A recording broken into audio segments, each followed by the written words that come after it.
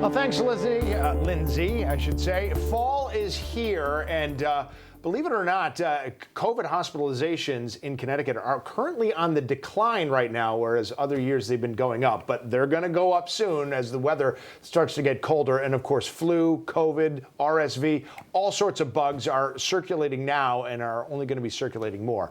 This is where vaccines come in to help prevent those numbers from rising too much and, importantly, keeping you healthy even if you do get one of those viruses. Joining me now in Studio 61, happy to have Greta Broneill, the Assistant Director at the Stratford Health Department, to talk more about the vaccination efforts going on. Thank you so much. A pleasure to meet you. Thank you. Thank you so much for having me. Glad to have you here. Just why don't we start by talking about, because we're seeing vaccine uptake seems to be getting a little lower here in the state of Connecticut, where we're generally do better than other states, but we're going in the wrong direction. Why is it so important for so many people to go out there and get those seasonal shots, the COVID, the flu, and when necessary, RSV? Really, it is the most important because it's going to prevent severe illness for people and severe health outcomes. And so we're really encouraging people to get vaccinated for COVID, flu, and if they're eligible, RSV vaccine this season. What is the eligibility requirements for the RSV vaccine? So typically it's our very young and our very older residents.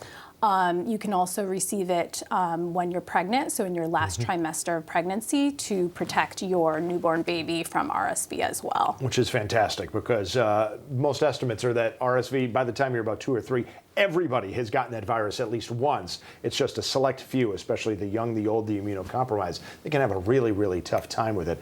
Talk to me a little bit more about maybe some of the common symptoms people are starting to get. Is it easy to suss out? Are we just having seasonal allergies, which sometimes tend to pop up, versus the regular cold, rhinovirus versus the flu? I mean, there's a lot that you have to sort of pinpoint around. I know that makes it a very broad question. So typically with allergies and a cold, you're not going to experience fever.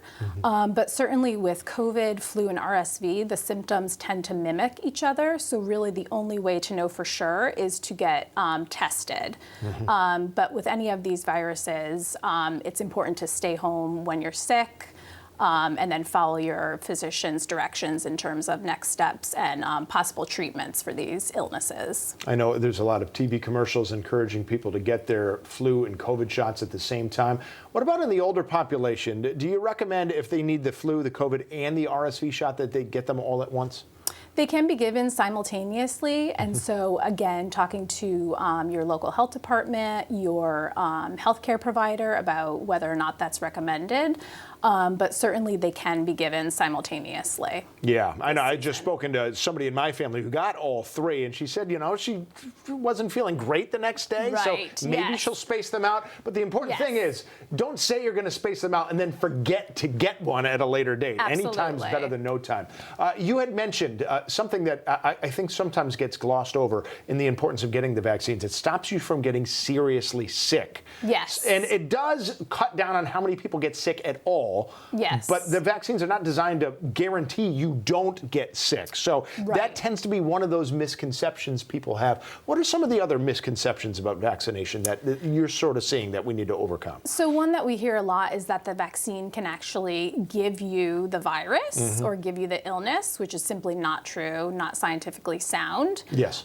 These are designed to prevent severe illness, but they will not actually make you sick with the virus. Yeah. I think one of those times people will they'll feel a little worse the next day because of their body ramping up its immune response. And then sometimes people do get flu after getting the flu shot, but that's because it takes 2 weeks or so for the body to ramp up. And in that time, you just, by dumb luck, happen to get the flu before your body could fight it off.